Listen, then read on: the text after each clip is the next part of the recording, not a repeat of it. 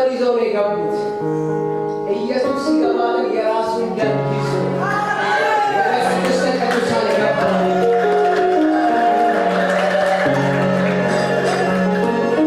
በሚሻል ክህነት ከአብ ጋር ታርቀን። ሰይጣን ይስማ፣ ዓለም ትስማ፣ ምድርም ሰማይም ይስሙ፣ ኢየሱስ መስቀል ላይ ተፈጸመ ብሎልናል። የዘላለም ሕይወት ተሰጥቶናል። ከአብ ጋር ታርቀናል። የዘላለም ሕይወት ታጭተናል። የዘላለም የአብ ልጆች ተብለናል። ከዚህ የሚበልጥ ፍቅር ለማንም የለው። እንደውም መጽሐፍ ሲናገር ለጻድቅ የሚሞት በጭንቅ ይገኛል አለ። እንደው ለመልካም ሰው በጭንቅ እንደው በቃ ሊገኝ ይችላል። ለኃጢአተኛው የሚሞት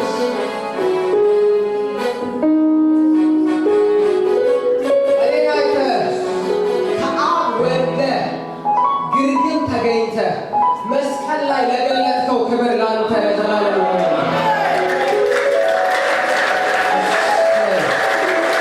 ሃሌሉያ! ኢየሱስ ይባል።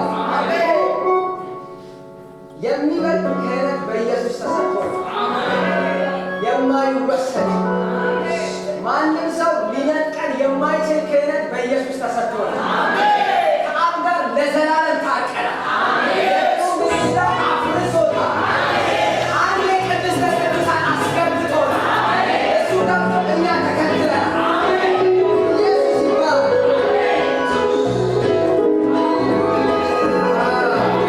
ክብር ይሁንለት። እልልታችሁን አብዙለት።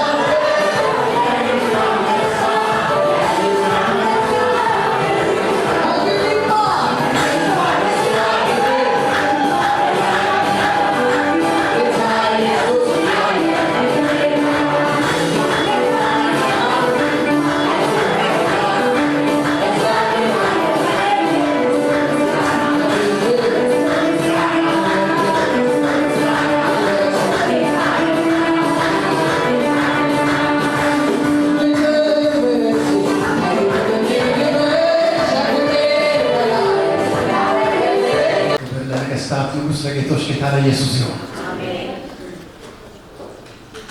ሁሉ ጊዜ እግዚአብሔር መድረክ ላይ ቆሞ እግዚአብሔርን ቃል መናገር ደስ ይላል። ዛሬ ደግሞ ለየት ያለ ደስ ይላል፣ እጅግ ደስ ይላል።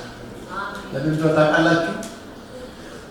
ሰይጣን የተሳሳተበት ቀን ቢሆን እሺ ቀን አገኝታችሁ ሰይጣንን ብትጠይቁ በዘመኔ ሁሉ ተሳስተህ ታውቃለህ ወይ ሲባል ባርባን ይፈታ ኢየሱስ ይሰቀል ያልኩበት ቀን ያስተምሩ ይላል።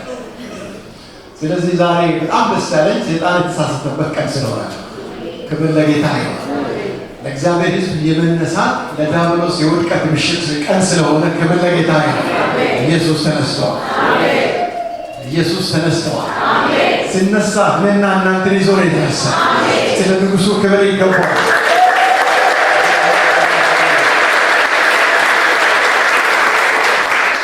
ስለዚህ ዛሬ ለዚህ ነው ደስ ይለኛል ያልኳችሁ። ሁሌ ደስ ይለኛል፣ ዛሬ በጣም ደስ ይለኛል ያልኩት ለዚህ ነው። በትንሣኤ ዕለት እግዚአብሔር ቃል በፊት ለፊታችሁ ቆሜ እድል ለማካፈል እድል ስላገኘሁ እጅግ ደስ ብሎኛል እና እስቲ ከኔ ጋር ዛሬ የትንሣኤን አዋጅ የምናውጅበትን የመልእክት ክፍል ሁላችንም ብድግ ብለን ቆመን አብረን እንድናነብ በጌታ ፍቅር ጠይቃችኋለሁ።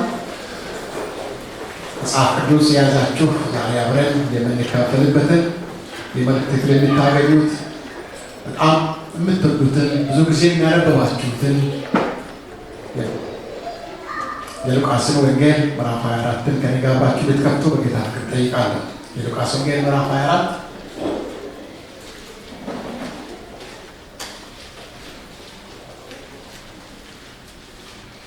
ቃል ጀምሮ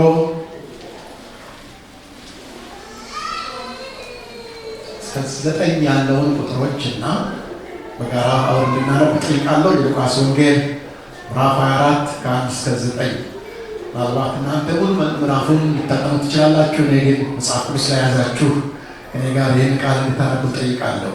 እንዲህ ይላል በጌታ በኢየሱስ አነባለሁ። ነገር ግን ከሳምንቱ በመጀመሪያው ቀን ያዘጋጁትን ሽቶ ይዘው ከእነርሱ ጋር አንዳንዶች ወደ መቃብር እጅግ ማልደው መጡ። ድንጋዩን ከመቃብር ተንከባለው አገኙት። ገብተውም የጌታን የኢየሱስን ሥጋ አላገኙም።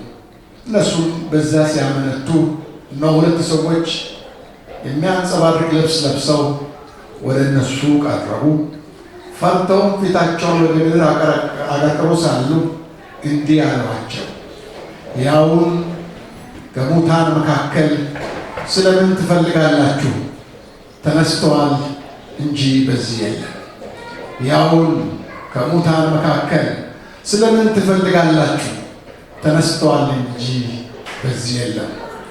የሰው ልጅ በኃጢአተኞች እጅ አልፎ ሊሰጥና ሊሰቀል በሦስተኛው ቀን ሊነሳ ግድ ነው እያለ ገና በገሊላ ሳለ ለእናንተ እንደተናገረ አስቡ። ቃሎቹንም አስቡ። ከመቃብሩም ተመልሶ ይህን ሁሉ ለ11ዱና ለሌሎቹ ሁሉ ነገሯቸው። ያውን ከሙታን መካከል ስለምን ትፈልጋላችሁ? አንድ መጽሐፍ ቅዱስ ክፍል ደግመን እናንብብ። መጽሐፍ ቅዱሳችሁን አሁንም ሐዋርያው ጳውሎስ ለቆሮንቶስ የጻፈውን አንደኛ ቆሮንቶስ መጽሐፍ ምዕራፍ 15 ከ3 እስከ 8 እነዚህን ቁጥሮች በጋራ እንድናነብ ጠይቃለሁ። አሁን አንደኛ ቆሮንቶስ መጽሐፍ ምዕራፍ 15 ከ3 እስከ 8 እኔ ደግሞ የተቀበልኩትን ከሁሉ በፊት አሳልፌ ሰጠኋችሁ፣ እንዲህ ብዬ መጽሐፍ እንደሚል ክርስቶስ ስለ ኃጢአተኞች ሞተ፣ ተቀበረ፣ መጽሐፍ እንደሚል በሦስተኛ ቀን ተነሳ፣ ለኬፋም ታየ፣ በኋላም ለ12ቱ፣ ከዚያም በኋላ ከ500 ለሚበልጡ ወንድሞች በአንድ ጊዜ ታየ። ከእነሱም የሚበዙት እስካሁን አሉ፣ አንዳንዶች አንቀላፍተዋል። ከዚያም ለያዕቆብ በኋላም ለሐዋርያት ሁሉ ታየ። ከሁሉም በኋላ እንደ ጭንጋፍ ነው ለእኔ ደግሞ ታየ። ለእኔ ደግሞ ምን አለ? ታየ። እጆቻችሁን ብድግ አድርጉና እግዚአብሔር ፊት አንድ ጸሎት ጸልዩ። ይህ የትንሣኤ ምስጢር በልቤ ላይ ታትሞ ይቅር፣ በልቤ ላይ ልዩ መገለጥን ያምጣ እያላችሁ 2 ደቂቃ እንድትጸልዩ ጠይቃለሁ። ልዩ መረዳት በልባችን ውስጥ እግዚአብሔር እንዲያደርግ ኢየሱስ የትንሣኤ መንፈስ በነፍሳችን ላይ እንዲያፈስ ሁላችሁም እጆቻችሁን ወደ ጌታ አንሱና ጸልዩ። ትንሣኤ አባ እጆቻችን አንስተናል። በዚህ ሰዓት የሰማይ ደጆች በኢየሱስ ክርስቶስ ስም ለሁላችን ዛሬ የተከፈቱ ይሆኑ። ሰማያት በእኛ መካከል እንደተከፈቱ ይቅሩ። የቃል ብርሃን በልባችን ላይ ይብራ። ጸጋ ሁላችንንም ይደግፈን። የክብር መንፈስ ቅዱስ በመካከላችን እንደገና እንድትሰራ እጆቻችን ወደ አንተ አንስተን እንለምንሃለን። አቤቱ እግዚአብሔር ይሄ ቀን ለእኛ ልዩ ቀን ነው። በምድር ላይ ልንሰማ የሚገባ እውነት ቢሆን ይሄ እውነት ነው። ይሄ እውነት በኢየሱስም በልባችን ላይ ይብራ።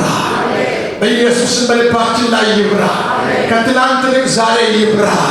ከትላንት ልቅ ዛሬ ይገለጥ። የትንሣኤ ምስጢር ይብራልን።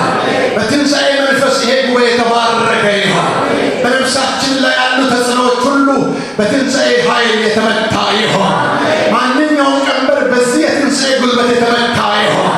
በዚህ ሰዓት በመንፈስ ቅዱስ ስልጣን ጸልያለሁ። በትንሣኤ ኃይል መሰበር ያለበት ነገር ሁሉ የተሰበረ ይሆን። የሁላችን ልብ ለአንተ እውነት የተከፈተ ይሆን። አቤቱ እግዚአብሔር ሆይ ሰሚ ጆሮ፣ አስተዋይ ልብ ስጠን። በመንፈስ ቅዱስ አማካኝነት ተናግረን እጅግ ለመልካም በመካከላችን ትዘርጋ። በሰማይ ያለችው ፍቃድ በመካከላችን ትሆን። ስለ ሁሉ ክብር ላንተ ይሆን። ጊዜያችንን ባርክልን። ይህንን ቃል ጌታ ሆይ በመንፈስ ቅዱስ አማካኝነት ለሁላችን ግለጥልን። ክብር ለስምህ ይሆን በጌታችን በመድኃኒታችን በኢየሱስ ስም አሜን። ጌታ ኢየሱስ ባርካችሁ። ሁላችሁም ቁጭ ትሉና ሲያጠገባችሁ ያለውን ሰው ወደ ግራም ወደ ቀኝ ተመልከቱ። ያ ሰው በጣም ውብ ሰው ነው፣ በጣም ያምራል። ተመልከቱ ነው ያልኳችሁ። ግራና ቀኝ ተመልከቱ። ወደ ግራም ወደ ቀኝ ዞር ዞር ተመልከቱ። ያ ሰው በጣም ውብ ሰው ነው፣ ደስ ይላል። እስቲ እንደዚህ በሉት፣ እንኳን ለዚህ ቀን ጌታ አደረሰ። መድረስ በጌታ ነው አይደል? መቼም ሰው ስለበረታ፣ ሰው እውቀት ስላለ፣ ሰው ስለተማረ መድረስ አይችልም። መድረስ በጌታ ነው። እንኳን ለዚህ ለ2026 ዓመተ ምህረት ለትንሣኤ በዓል ሁላችንን ጌታ በሰላም አደረሰ። ክብር ለጌታ ለኢየሱስ ይሁን። የማታውቁ ሰው ካለ እንድታወቁ ነው፣ ብቻችሁን እንዳትሆኑ። እኔ ደግሞ ብቻዬን ሰባኪ አልሆንም። ዛሬም ቢሆን በዚህ በትንሣኤ ቀን ሁላችሁንም ሰባኪዎች አድርጌ ጋብዤ ነው የምሰብከው። በጣም የሚገርማችሁ በዚህ አሁን ባነብብነው በሁለቱ የመጽሐፍ ቅዱስ ክፍሎች ውስጥ ተንተርሼ የእግዚአብሔርን ቃል ለማካፈል እድል ሳገኝ የመልእክት ርዕስ ሰጥቼ ነው የማካፍለው። ምናልባት በዚህ በሉቃስ ወንጌል ምዕራፍ 24 ከ1 እስከ 7 እና በዚህ በአንደኛ ቆሮንቶስ መጽሐፍ ምዕራፍ 15 ከ3 እስከ 8 ባሉ ቁጥሮች ላይ የተጨመረ ሀሳብ አውጥቼ እንዲህ ብዬ ነው የእግዚአብሔርን ቃል የማካፍለው። ትንሣኤ ያለ ጥርጥር የተረጋገጠ ነው። ትንሣኤ ያለ ጥርጥር ምን የሆነ ነው? ይገሙልኝ። ትንሣኤ ያለ ጥርጥር ምን የሆነ ነው?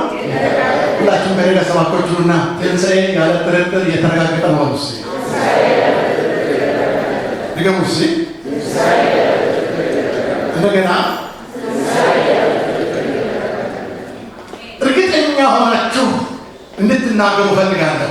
ትንሣኤ ያለ ጥርጥር የተረጋገጠ ነው። አሉስ ለምን? ሰይጣን ስለሚዋሽ ብዙ ውሸት ስለነበረ ትንሣኤ ያለ ጥርጥር የተረጋገጠ ነው።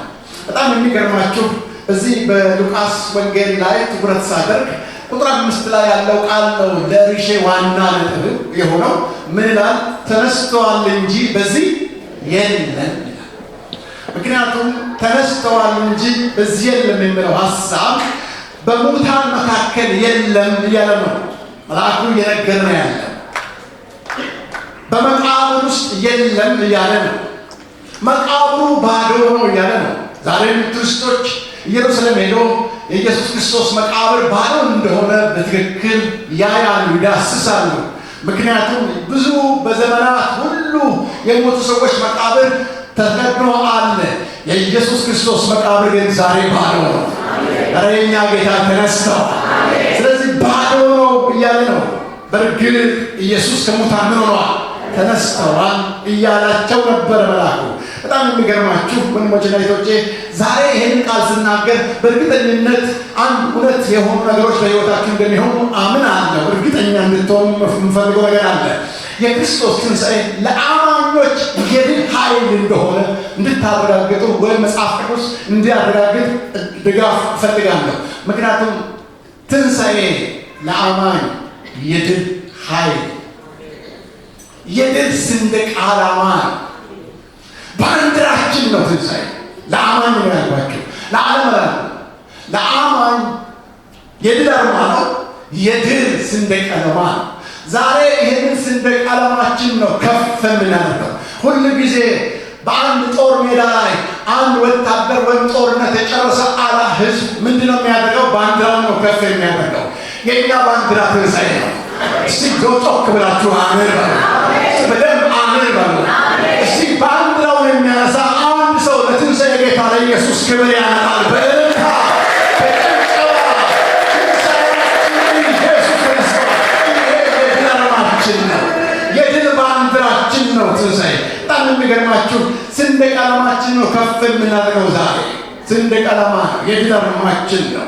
ስለዚህ ትንሣኤ ለአማኞች የድል ዓላማ ነው ስንል ትንሣኤ ማለት በራሱ ከሞት በኋላ ሕያው ሆኖ መገኘት ማለት ነው። ትንሣኤ ማለት በጣም የሚገርማችሁ ትንሣኤ ባይኖር የክርስትና እምነት ባዶ ነበር።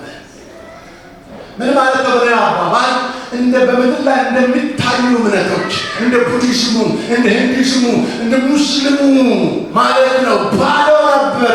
ነገር ግን የክርስትናን እምነት ሙሉ ያደረገው እስከ ዛሬ የሚነገረው ትንሣኤ ነው።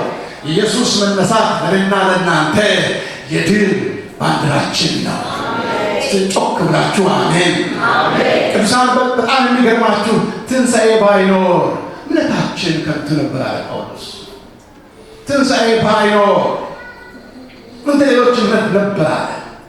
እንደውም አንድ በጣም የሚያስገርመኝ አሁን ባነበብነው በአንደኛ ቆሮንቶስ መጽሐፍ ምዕራፍ 15 ላይ በተለይ ቁጥር 14 ላይ ሐዋርያው ጳውሎስ አንድ ነገር ይናገራል። መጽሐፍ ቅዱሳችሁን አትክፈቱ፣ ግን የምናገረው ነገር በደንብ በማስተዋል ስሙኝ። ምን አለ ጳውሎስ? በተለይ አንደኛ ቆሮንቶስ መጽሐፍ ምዕራፍ 15 ቁጥር 14 ላይ አንድ ትልቅ ነገር ይናገራል። ክርስቶስ ካልተነሳማ ስብከታችን ዋጋ ቢስ ነው ይላል። ዋጋ ቢስ ነው። ቀጥሎ የሚጠቀመው ቃል እምነታችሁም ከንቱ ነው ብሎ ያስቀምጣል።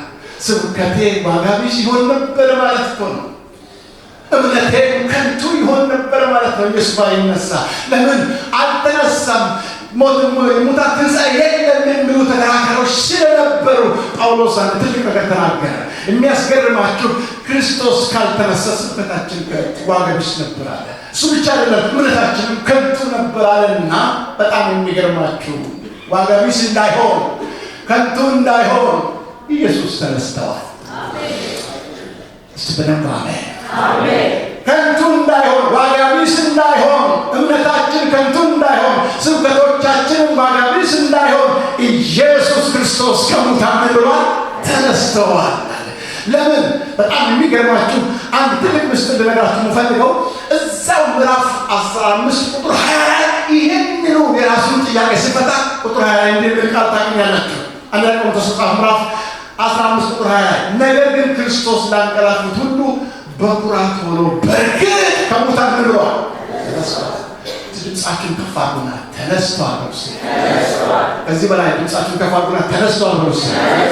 በጣም የሚገርማችሁ ኢየሱስ ባይነሳ ስብከታችን ብቻ አይደለም ከንቱ የሚሆነው፣ እምነታችን ብቻ አይደለም ከንቱ የሚሆነው፣ አዲስ ኪዳን አይጻፍ ነበር። አዲስ ኪዳን አይጻፍ ነበር። ወንጌላችንም ኃይል አልባ ይሆን ነበር። ምክንያቱም የአዲስ ኪዳን ጸሐፊዎች ሁሉ ተስፋ ቆርጦ እንደነ ጴጥሮስ እንደ መንገደኞች መንገዳቸውን ይሄዱ ነበር። ለካስ ኢየሱስ መነሳት ነው ተስፋቸውን እንደገና ያለመልመው። ኢየሱስ ዛሬም ሕያው ነው። እንደተነሳ ጌታ ለኢየሱስ አሜን። ታስተውላላችሁ ወንድሞቼና እህቶቼ፣ ትንሣኤ ባይኖር አዲስ ኪዳን መጽሐፍ አይኖርም። ለምን? እንደ ኤማሁስ መንገደኞች ሁሉም ወደ ኋላ ያፈገፍግ ነበር። ታሪክ ተናጋሪ ብቻ ነበር ቢሆን። እሱ ብቻ አይደለም። እነ ጴጥሮስን ትቶ 3 ዓመት ተኩል ትምህርት ተምሮ አሳ ያጠምዱ ነበር የሄዱት። የኢየሱስ መነሳት ነው የአዲስ ኪዳን መጽሐፍ ትርጉም ያመጣው።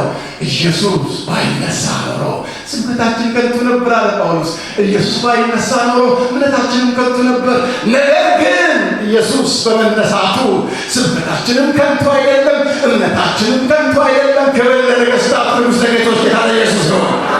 አንድ ጊዜ ትዝ ይለኛል፣ በነቀምት ከተማ ላይ አንድ ክሩሴድ ነበረ፣ የቤተክርስቲያን ክሩሴድ ይካሄድ ነበረና በዛ ክሩሴድ ላይ ለ4 ቀን ሆስፒታል የከረመች እና በማህፀኗ ላይ የነበረ ልጅ የሞተባት ሴት ወደ ጉባኤ ትመጣለች እና ስትመጣ እንዲህ እያለች ነው የመጣችው። በእኔ በሞተ ነገር ላይ ኢየሱስ ጌታ ነው እያለች መጣች እና መድረክ ላይ የነበረው ተናጋሪ እንዲህ አለ፣ ኢየሱስ ክርስቶስ ሕይወትና ትንሣኤ ነኝ ብለዋል። ዛሬ ለሞተባችሁ ነገር ትንሣኤ ይሆናል ስል እሷ ምን ስትል ያ ሞተ ተብሎ ወረቀት የተጻፈባት ሕፃን በሆዷ ውስጥ መንቀሳቀስ ነበር። ክብር ለጌታ ለኢየሱስ ይሁን። ለምን ወንጌላችን ዛሬም ይሰራል። ቃሉ ዛሬም ሰራተኛ ነው። የሚገርማችሁ የልጇንም ስም ትንሣኤ ብላ ያወጣል። አረ ኢየሱስ ጌታ! የሚገርመው ነገር ነው። ወንጌላችን ኃይል ያገኘው ኢየሱስ ስለተነሳ ነው። አጠገባቸው ያለው ሰው ነካ ታደርጉና ወንጌል ኃይል ያገኘው ኢየሱስ መነሳት ነው። ይሄ ወንጌል ሕይወትን የሚለውጠው፣ ይሄ ወንጌል ሰዎችን የሚማርከው፣ ይሄ ወንጌል ለዓለም ሁሉ እንዲሰበክ ያደረገው፣ ይሄ ወንጌል በስፍራ ሁሉ የተተረከመበት ዋናው ምክንያት የኢየሱስ መነሳት ነው። ኢየሱስ ተነስተዋል። አረ ኢየሱስ ተነስተዋል። አንድ አማኝ ጮክ ብለው አሜን። አረ ለተነሳው ጌታ ለኢየሱስ ክብር ይሁንለት። ክብር ለኢየሱስ ይሁን። ክብር ለኢየሱስ ይሁን። ትንሣኤ ለአማኞች የድል ኃይል ነው። ልናውቅ የሚገባ እውነት ዛሬ እርግጠኛ እንድትሆኑ ላረጋግጥላችሁ እፈልጋለሁ። ዛሬ ከምትሰሙት ነገር የተነሳ በሕይወታችሁ፣ በኑሯችሁ፣ በትዳራችሁ፣ በእንቅስቃሴዎቻችሁ ሞታብኝ ያላችሁ ነገር ካለ የትንሣኤው ጌታ ኢየሱስ በነገራችሁ ላይ ትንሣኤ ያደርጋል። እስኪ አንድ አማኝ ጮክ ብሎ አሜን። እኔ ይሄን የከበረ ካልከው የትንሣኤ ጌታ ዛሬም ሕያው ነው። ለነገሬ ትንሣኤ ይሰጣል። አይኔን እንደያችሁ ከነገሬ ዛሬ ትንሣኤ ይሆናል በሉ እስኪ። ተስፋ ለቆረጥከው ነገር ትንሣኤ ይሆናል በሉ እስኪ። ለፈራኸው ነገር ትንሣኤ ይሆናል በሉ። አረ ለታመምከው በችግር ዛሬ ትንሣኤ ይሆናል። እስኪ ይሆናል የሚል ሰው አሜን ይላል ዛሬ። አረ አሜን። ትንሣኤ ትንሣኤ። አረ ኢየሱስ ጌታ! በጣም የሚገርማችሁ ትንሣኤ ትንሣኤ ነፍሳችሁ ውስጥ ያለው ብዙ ጥያቄ ነው። ዛሬ በዚህ ትንሣኤ ቃል ይሻላል። እኔ አምናለሁ። አምናችሁ እንደዚህ አሜን ካላችሁ ነገሮቻችሁ ተቀይረው ታገኛላችሁ። ትንሣኤ ወንድሞቼና እህቶቼ፣ ትንሣኤ ለአማኞች የድል ምንድን ነው? ኃይል ነው። ድገሙ እየተቀባችሁ ያለው ትንሣኤ ለአንተ የድል ኃይል ነው። አርሲ የምን ኃይል? የድል ኃይል። ስትደክም ኃይለኛ የሚያደርግ የትንሣኤ መንፈስ ትንሣኤ። ለመሆኑ ከትንሣኤ በፊት ምን ነበረ ብላችሁ ብትጠይቁኝ የመጽሐፍ ቅዱስን የዛሬን አስተምረው ቅደም ተከተል 3 ቁልፍ ነገሮችን መናገር ስለምፈልግ በጥንቃቄ ስለው። ሞት ይቀድማል ከትንሣኤ በፊት። እንግዲህ 3 ነገሮችን ነው በትንሽ ደቂቃዎች ውስጥ በፍጥነት በወበረ ማሳያችሁ። የኢየሱስን ሞት፣ የኢየሱስን መነሳት፣ የኢየሱስን ማረግ። 3ቱ ነገሮች ውስጥ ያንተ ነገር ይገኛል፣ ያንቺ ነገር ይገኛል፣ የኔ ነገር ይገኛል። የሁላችን ነገር እዚህ 3 ውስጥ ነው ያለው። 3ቱን ዛሬ በፍጥነት በወፍ በረር እንዳሳያችሁ ልባችሁን ክፈቱና በደንብ በማስተዋል ስሙ። ኢየሱስ ስለ አማኝ ሞቷል። አጠገባችሁ ያለው ሰው ነካ ታደርጉና ኢየሱስ ስለ አማኝ ሞቷል ብሎ በጣም የሚገርማችሁ ይህን ቃል ስዘጋጅ አንድ እግዚአብሔር ሰው የተናገረ ነገር ትዝ አለኝ። ከብዙ ዓመታት በፊት አንድ እግዚአብሔር ሰው እንዲህ አለ። በጣም የሚገርማችሁ ሁል ጊዜ እንድናሰላስል የዚህ ሰው ንግግር ለኔ ትልቅ ነገር ነው። ሰውየው ከሉተር ነው የተዋስኩት ነው የሰበከው። ከሉተር ነው የተዋስኩት። ሉተር እንዲህ ይላል። ይሄ እግዚአብሔር ሰው ሲናገር ሉተር እንዲህ ይላል፣ ኢየሱስ ትናንት እንደሞተ አስባለሁ አለ፣ ነገ እንደሚመጣ እረዳለሁ አለ፣ ዛሬ በትንሣኤ ኃይል እኖራለሁ። አይገርማችሁም? ትናንት እንደሞተ አስባለሁ፣ ነገ እንደሚመጣ እረዳለሁ፣ ዛሬ በትንሣኤ ኃይል እኖራለሁ። ለምን ብትሉ ብዙ ሰዎች ሞቶ ረስተናቸዋል። የኢየሱስ ክርስቶስ ሞት ጋር ይረሳ። አጠገባቸው ያለው ሰው የማይረሳ ነገር የኢየሱስ ሞት ነው በሉስ። ለአንተ ሞት አለ በሉስ። ብዙ ሞቶች አልፈዋል። ብዙ ዘመኖቻችን አልፈዋል። ብዙ እናቶች፣ ብዙ ወንድሞች፣ ብዙ ወላጆች አልፈዋል። የእነሱን ሞት ልትረሳ ትችላለህ። የኢየሱስን ሞት ግን ልትረሳ አይገባም። ለምን ብትል ስለ አንተ ነው የሞተው፣ ስለ እኔ ነው የሞተው፣ ስለ አንቺ ነው የሞተው።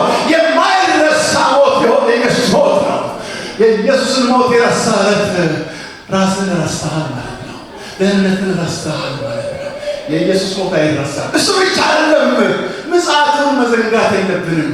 ኢየሱስ ነገ ይመጣል። ዛሬ ታዲያ እንዴት ይሁን? በትንሣኤ ኃይል በዝግጅት እንኑር። ምክንያቱም ይህ ኃይል ያዘጋጃል። ይህ ኃይል በናፍቆት እንድንጠብቅ ያደርጋል። ኢየሱስ ትላንትና ሞተዋል። ዛሬ በትንሣኤ ተዘጋጅቼ እጠብቃለሁ። ነገ ደግሞ ይመጣል እያልኩ አስባለሁ አለ። ይሄ እግዚአብሔር ሰው ከብዙ ዓመት በፊት የተናገረ ነገር ነው። የሚገርማችሁ አማኝ በዚህ ሶስት ነገሮች ውስጥ ሁሉ ጊዜ ማሰብ አለበት። ትናንት ኢየሱስ ለኔ ሞተዋል፣ አልረሳውም። ምክንያቱም ለዚህ ነው ሐዋርያው ጳውሎስ እስከመመጣ ድረስ ምን ተናግረዋል? ሞቴን። የብዙ ሰዎችን ሞት እንድናገር አልፈለገም። የእሱ ሞት ግን እንድነገር ይፈልጋል። ስለዚህ ኢየሱስ የሞተው ለምንድን ነው ብለን ስናስብ ኢየሱስ የሞተው የመጀመሪያው ለእኔና ለእናንተ ነው። አጠገባችሁ ያለው ሰው ነገር መካከል ኢየሱስ ስለ አንተ ነው የሞተው። ስለማን? ሁላችሁ ስለ እኔ ነው። ግደሙ ሲ ስለ እኔ መልካም ሰው ስለሆንኩ፣ ደግ ሰው ስለሆንኩ፣ በጣም ጨዋ ስለሆንኩ አይደለም። ነገር ግን ኢየሱስ ክርስቶስ ለአማኝ ሲሞት ለምንድን ነው የሞተው? የኢየሱስ ሞት ለምንድን ነው ብለን ስናስብ የመጀመሪያው የኢየሱስ ሞት የቤዛነት ዋጋ ስለ የኢየሱስ ሞት የቤዛነት ዋጋ ሰጠባቸው ያለውን ሰው ኢየሱስ ቤዛ ሆኖልሃል። ኢየሱስ ምናችን ነው? ቤዛችን ነው። በጣም የሚገርማችሁ የኢየሱስ ክርስቶስ ሞት የቤዛነት ዋጋ ነው ስንል የእግዚአብሔርን ጽድቅ ፍርድ የሚጠይቅ ዋጋ ማለት ነው። ብዙ ሰዎች ሞተዋል። የሞቱ ሰዎች ሁሉ የእግዚአብሔርን የጽድቅ ዋጋ መተካት አይችሉም። ነገር ግን እግዚአብሔር ጻድቅ ስለሆነ ዋጋን የሚተካ አንድ ብቻ የተገኘው እሱም ማን ብትሉ የእግዚአብሔር ልጅ ንጹሕ የሆነው በግ ኢየሱስ ክርስቶስ ነው። ክብር ለጌታ ይሁን። ቤዛ ማለት በአጭር ቃል አማርኛችን ስፈታ ቤዛ ማለት የተያዘ ወይም የተወሰደ ነገር ለመመለስ የሚከፈል ዋጋ፣ ካሳ ወይም ለውጥ ነው። አማርኛችን ካሳ ነው፣ ለውጥ ነው። በአንተ ፋንታ፣ በእኔ ፋንታ፣ በአንቺ ፋንታ ለውጥ ነው የተደረገው። ምክንያቱም እኔ መሞት ሲገባ ኢየሱስ ሞተልኝ። እኔ መክፈል የማልችለው ዋጋ እሱ ከፈለልኝ። ለእኔ ካሳ ተከፈለ። እኔ ነፃ ሊያወጣ ኢየሱስ በቀራንዮ መስቀል ላይ የመርገም ሞት ሞተ። በሱ ሞት እኔ ነፃ ወጣሁ። እስቲ ነፃ የወጣ አማኝ ለዚህ ጌታ ክብር ያመጣል። ነፃ ወጥተናል። ኢየሱስ ሞቶ አንተን ነፃ ወጣ። ስለዚህ ካሳ የተከፈለልን ሰዎች ነን እኔና እናንተ። በጣም ደስ ሊል የሚገባ ነገር ሐዋርያው ጳውሎስ ይህን ሀሳብ ስናገር የቤዛነት ዋጋን የሚለውን ነገር ስመለከት ጳውሎስ ምን አለ? በአንደኛ ጢሞቴዎስ መጽሐፍ ምዕራፍ 2 ቁጥር 6 ላይ ራሱን ለሰዎች ሁሉ ቤዛ አድርጎ ሰጠው ይላል። ምን አድርጎ ሰጠው? ሁላችሁም ከእኔ ጋር ቤዛ አድርጎ ሰጠው በሉ እስኪ። ድገሙ እስኪ። በጣም ገርመኛል። እሱ ብቻ አይደለም፣ ራሱ ጌታ ኢየሱስ ክርስቶስ በማቴዎስ ወንጌል መጽሐፍ ምዕራፍ 20 ቁጥር 8 ላይ ይህን ቃል ተጠቅመዋል። ምንድን ነው ያለው ጌታችን ኢየሱስ ክርስቶስ? የሰው ልጅ ሊያገለግል ነፍሱን ለብዙዎች ቤዛ ሊሰጥ እንጂ እንዲያገለግሉት አልመጣም። የመጣሁት ራስን ለመስጠት ነው። ቤዛ ሊሆን ነው። ካሳ ሊሆን ነው። የሚመጥን ዋጋ ሆኜ ተገኝቼ ዳሽን ለመክፈል የመጣሁት የሚል አዝማማ አለው ጌታችን ኢየሱስ ክርስቶስ። ኢየሱስ ክርስቶስ በደንብ ዛሬ እንናገራለን። ሴጣን እየሰራ ኢየሱስ ቤዛችን ነው። ስለዚህ እጆቻችሁን ከፍ አድርጉና ከእኔ ጋር ኢየሱስ ቤዛዬ ነው በሉ እስኪ። ድገሙ እስኪ። ኧረ ከዚህ በላይ የይለፍ ወረቀቴ ይሄ ነው።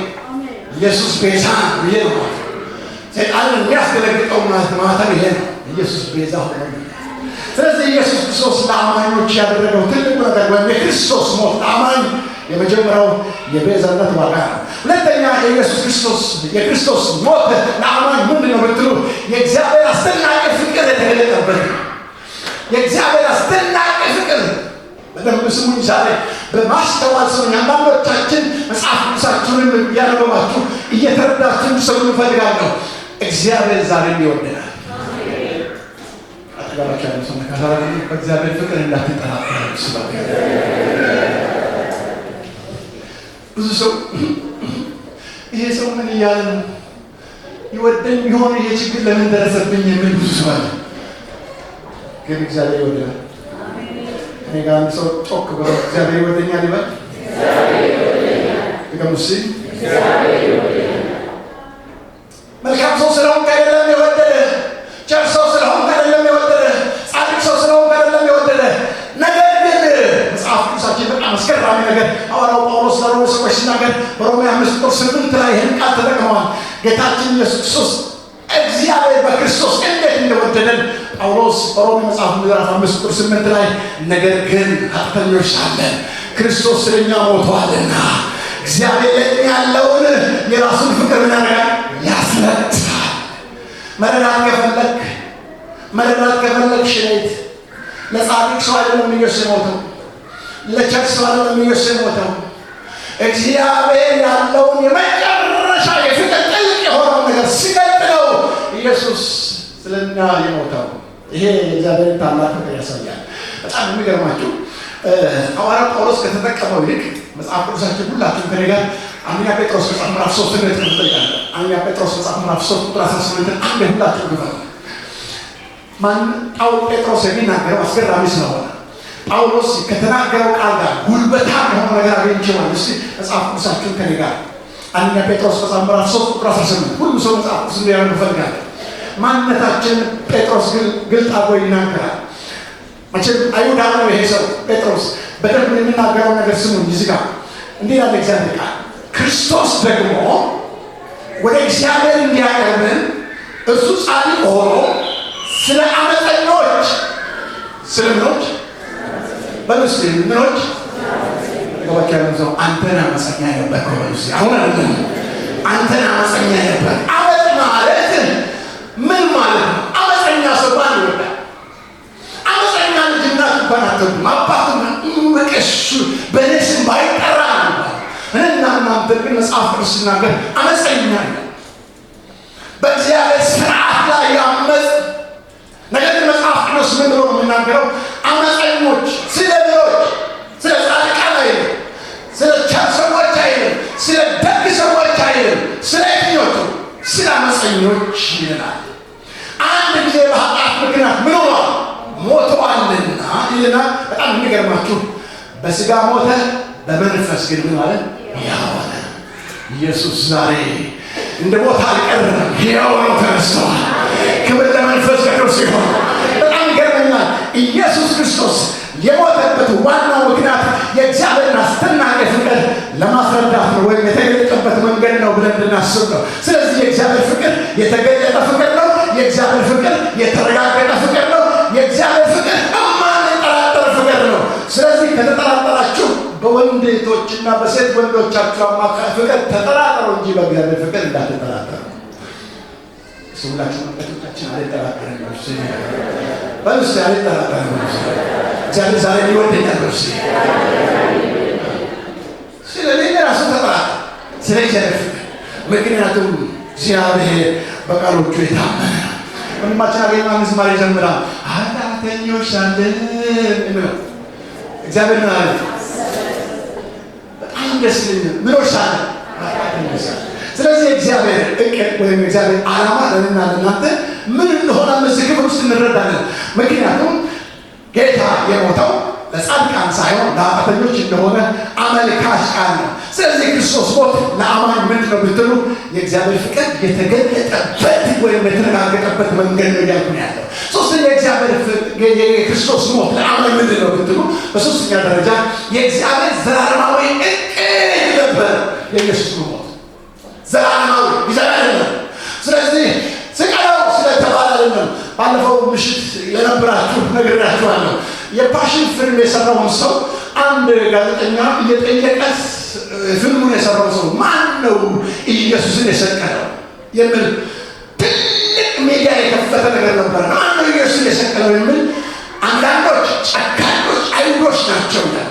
አንዳንዶች በጊዜ የነበሩ ሮማውያን ናቸው። በጭካኔ የሮማ ወታደር በጭካኔ የገደለ ያለው አቤት ሰሙና ዶክተር ቢሊ ግራም የሚባሉ ታላቅ ሰው ሲጠየቁ ዶክተር ኢየሱስን ማን ገደለው ሲባል ኢየሱስን የሁላችን ኃጢአት ገደለው። ኢየሱስን ሰው አልገደለው። የአንቺ ኃጢአት፣ የኔ ኃጢአት፣ የእኛ ኃጢአት ኢየሱስ ምን ገደለው። ስለዚህ ይሄ ደግሞ ከዘመናት በፊት በእግዚአብሔር ዘላለማዊ ዕቅድ ውስጥ የነበረ ስለሆነ እግዚአብሔር በዕቅዱ ላይ የነበረው ሀሳብ ነው የፈጸመው። ለዚህ ነው ዕብራውያን ጸሐፊ ስለ ዘላለማዊ እግዚአብሔር ዕቅድ ሲናገር ዕብራውያን መጽሐፍ ምዕራፍ 10 ቁጥር 7 ላይ ራሱ ዕብራውያን ጸሐፊ በተለይ ከመዝሙር 40 ቁጥር 6፣ 7 እና 8 ኮት አድርጎ አንድ ነገር ይናገራል። ዕብራውያን መጽሐፍ ምዕራፍ 10 ቁጥር 7 ላይ በዛን ጊዜ እንዲህ አልኩ፣ ስለ እኔ በመጽሐፍ እንደተጻፈ አምላኬ ሆይ እነሆኝ ፈቃድህን ላደርግ ምን ብያለሁ? መጥቻለሁ። ስለዚህ የኢየሱስ መሞት የእግዚአብሔር ዘላለማዊ ፈቃድ ነው። የሆነው የዛሬ 2000 ነው። ነገር ግን ከዘላለም በፊት እግዚአብሔር ያሰበው ሀሳብ ነው። ለምን? እኔና እናንተን ለማዳን የሰውን ልጅ የአዳምን ዘር ለማዳን እግዚአብሔር የተጠቀመበት ዘላለማዊ ዕቅድ ነው። ይሄን ሀሳብ በተለይ የእግዚአብሔር ፈቃድ ነው ስንል ኢየሱስ በጸሎቱ ይሄን አንስተዋል። በተለይ የመጨረሻ ጊዜ በምጥ ውስጥ ሆኖ ሉቃስ ወንጌል መጽሐፍ ምዕራፍ 22 ቁጥር 2 ላይ አንድ ቃል ሲናገር እንመለከታለን። ሉቃስ ወንጌል ምዕራፍ 22 ቁጥር 2 ላይ ፈቃድ ከሆነ ይህች ጽዋ ከእኔ ምንድን ነው ውሰድ ብሎ ጠየቀና በጣም የሚገርም መልስ የተጠቀመው ቃል ነው። የሚገርም የኔ ፈቃድ ሳይሆን እናንተ ፈቃድ ይፈጸም። ለምን? ፈቃድህን ልፈጽም ነው የመጣሁት። የኔ ፈቃድ ሳይሆን እናንተ ፈቃድ ይፈጸም ስል እንመለከታለን። የኢየሱስ ሞት ወንድሞችና እህቶቼ የእግዚአብሔር ዘላለማዊ ፈቃድ ነው። የተከናወነው ዘላለማዊ ፈቃድ ዘላለማዊ ዕቅድ ነው። በጣም የሚገርማችሁ የኢየሱስ ሞት በደንብ ከሰማችሁ በሶስተኛ ደረጃ ዘላለማዊ የእግዚአብሔር ሀሳብ ነው ያልኩ ነው። አራተኛ የእግዚአብሔር ፈቃድ እንደሆነ ካረጋገጣችሁ አጠገባችሁ ያለው ሰው የእግዚአብሔር ዘላለማዊ ሀሳብ ፈቃድ ዛሬ በአንተ ሕይወት ይፈጸማል። በጣም በጥንቃቄ ነው የምነግራችሁ። እንደ እግዚአብሔር ቃል እንድታስቡ ፈልገው እግዚአብሔር ስለና ስለናንተ በመጀመሪያ የመጨረሻው ያውቃል። እኛ ዛሬ ነው የምናውቀው፣ እግዚአብሔር ግን በመጀመሪያ የመጨረሻው ያውቃል። ስለዚህ ዘላለማዊ የሆነ እግዚአብሔር ሀሳብ ነው የተከናወነ እያልኩ ነው ያለው። እሱ ብቻ አይደለም፣ የኢየሱስ ክርስቶስ ሞት በአራተኛ ደረጃ የክርስቶስ ሞት የብሉይ ኪዳን የትንቢት ፍጻሜ ነው። ኢየሱስ ባይሞት ኖሮ የብሉይ ኪዳን መጽሐፍ ፍጻሜ ያጣ ነበር። የኢየሱስ ሞት የብሉይ ኪዳን ቅድም ውቤ ሲናገር ነበር። በብሉይ ኪዳን የተጻፉ ትንቢቶች ተፈጻሚነት ያገኘው በኢየሱስ ነው። ብሉይ ኪዳን ጥላ ነው፣ አዲስ ኪዳን ግን አካል ነው። ስለዚህ የተነገሩ ነገሮች ሁሉ ተፈጻሚነት ያገኘው በኢየሱስ ነው። በተለይ ኢሳይያስ ይህን ቃል ሲናገር ኢሳይያስ 53 ላይ ሁላችሁም የምታውቁት አንድ ቃል አለ። ቅድም ዘማሪው ሳንሳ ነበረና 53ኛ ምዕራፍ ላይ ቁጥር 3 ላይ ምን ይላል? እርሱ ስለ መተላለፋችን ቆሰለ፣ ስለ በደላችን ደቀቀ፣ የደህንነታችን ተግሣጽ በሱ ላይ ነበረ፣ በሱ ቁስል እኛ ምን አለ? ታዲያ በብሉይ ኪዳን ተፈወስን ብሎ ኢየሱስ ክርስቶስ በቀራንዮ መስቀል ላይ መጥቶ አይገረፍ እያንዳንዱ በጣም በጥንቃቄ ስሙ፣ ያ ሁሉ ጅራፍ በሱ ላይ ሲወድቅ ራሱ 12 የሆነ ምስማር ስለሆነ ነቅሎ ያወጣል ሲለው ቆሰለ። ያ ቁስል ለእኔና ለአንተ ለእኔና ለአንቺ የፈውስ ምልክት ነው። በመገረፉ ቁስል እኛ እንድንፈወስ እሱ ቆሰለ። ኢየሱስ የቆሰለው ስላንተ ነው። አጠገባችሁ ያለው ሰው በደንብ ስሙኝ። ይህችን ቃል ስናገር በጥንቃቄ የጌታ መንፈስ በዚህ ሰዓት በልቤ እያለቀ ስላለ መስተዋል ስሙ። አንዴ ቆሰለውን ቁስሉን ግን በኃጢአት እንዳትወጣው። ምክንያቱም የኢየሱስ ክርስቶስን ቁስል ነው በኃጢአት ስራ ውስጥ፣ በበደል ስራ ውስጥ፣ በማይገባ ሰፈር ውስጥ በመገኘት ያንን ቁስል ደጋግመህ እንዳትወጣው። ኢየሱስ ለአንድና ለመጨረሻ የእኔና የእናንተን ዕዳ ሊከፍል በቀራንዮ መስቀል ላይ ቆስለዋል። ቁስሉን ደግመህ እንዳትወጋው እግዚአብሔር ማስተዋልን ይስጠን። እስቲ በደንብ አሜን። ቀንጆቻችን ነውና አሜን ነው። ቃል ኪዳን ስለሆነ እስቲ ከኔ ጋር ቀንጆቻችን ነውና እንደዚህ በሉ። እግዚአብሔር ሆይ ነው በቁስሉ ተፈውሻለሁ። ቁስልህን ደግመህ አልነካም፣ እርዳኝ። ምን ማለት እንደሆነ ሌላ ጊዜ ይገባችኋል። ዛሬ የተረፈ ጊዜ የለኝም። ግን ደጋግማችሁ በአንድ ነገር ስትሆኑ ቁስሉን ነው ምትወጉት። አትውጉት። የኢየሱስ ቁስል እንዳይወጋ አንድ ባህታችን ምክንያት ህይወታችን ላይ የሰራ ስራ አለ። ደግመን እንድናቆስለው ግን ያስፈልገው የኢየሱስ ቁስል ፈውሳችን ነው። ክብር ለጌታ ይሁን። ምን ማለት ነው? ባጭር ቃል ስናገር ሐዋርያው ጳውሎስ ይሄንን ቦታ ነው ቅድም ባነበብነው ክፍል ላይ በአንደኛ ቆሮንቶስ መጽሐፍ ምዕራፍ 15 ቁጥር 3 ላይ ምን አለ? መጽሐፍ እንዳለ በብሉይ ኪዳን መጽሐፍ እንዳለ መጽሐፍ ምን እንዳለ ብትሉ ስለ ኃጢአተኞች ሞተ፣ መጽሐፍ እንዳለ ተቀበረ፣ መጽሐፍ እንዳለ ምን አለ? የሚገርም ነገር ነው። የእኛ ጌታ ብቻ ነው እሞታለሁ ብሎ ይሞታል፣ እነሳለሁ ብሎ የተነሳ፣ እመጣለሁ ብሎ አይመጣም። ተገባችሁ? ያለው ሰው ያለው እንደሆነ ካወቅ የሚሆነው ቀጣይ ያለው ይሆናል በውስጥ። ምክንያቱም እሞታለሁ ብሎ ብሎናል፣ ሞቷል። እነሳለሁ ብሎ ብሎናል፣ ተነስቷል። እመጣለሁ ካለ ይመጣል። ስለማ አሜን። መጽሐፍ እንዳለ ብሎ ሐዋርያው ጳውሎስ ለእኛ ተርኮልናል። ወንድሞቼና እህቶቼ የኢየሱስ ሞት ለአማኞች እንደነገርኳችሁ ነው። የኢየሱስ ትንሣኤስ ምንድን ነው ለአማኝ ብላችሁ ብትጠይቁ አሁን ሶስት ነገር ትርጉም ይነግራችሁ። የኢየሱስ ትንሣኤ ነው። አንደኛ ዋናው ነገር የአማኞች ጽድቅ የተረጋገጠበት ነው። ጽድቅ የተረጋገጠው በኢየሱስ ሞት ነው። ምን ማለት ነው? በመስቀል ላይ የሰራው ስራ ሙሉ የሆነው በክርስቶስ መነሳት ነው።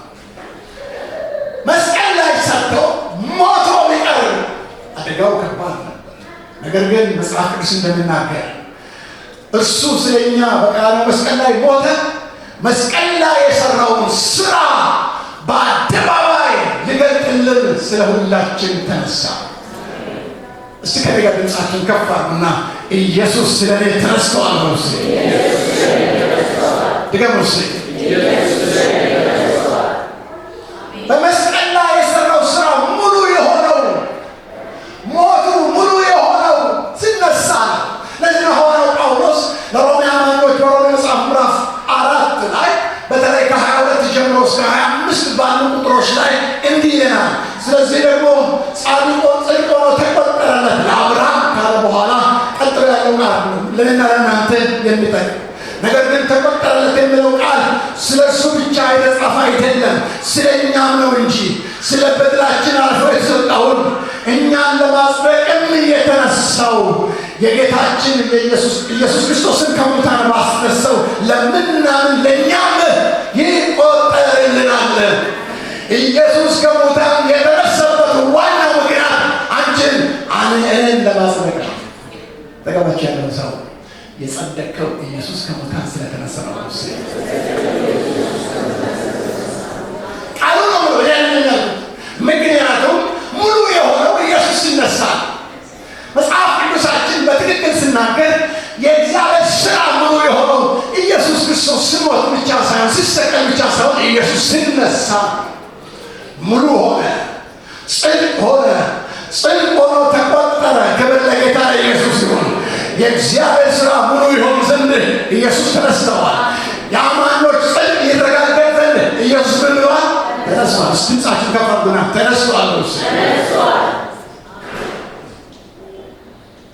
በጣም በጥንቃቄ ሰማችሁ።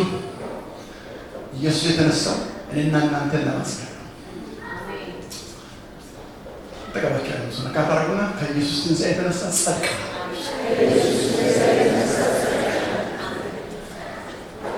አሁን አንዳንድ ጊዜ ለማያምኑ ሰዎች ይሄን ብታወሩ እንዴ ጸድቀሃል ምን ሰርተህ ልትባል ትችላለህ? ተራራ ሳትወጣ ዋሻ ለዋሻ ሳትንከራተት ብዙ በምድር ላይ መስራት የሚገባህ ነገር ሳትሰራ እንዴት ጸደቅ ሲባል በስራ ነው አይደለም። ኢየሱስ በሰራልን ስራ ጸድቀናል። ክብር ለጌታ ይሁን። እስቲ በሰራ ስራ የጸደቃችሁ ሰዎች ክብር አምጡ ለጌታ። ኢየሱስ ጌታ ነው።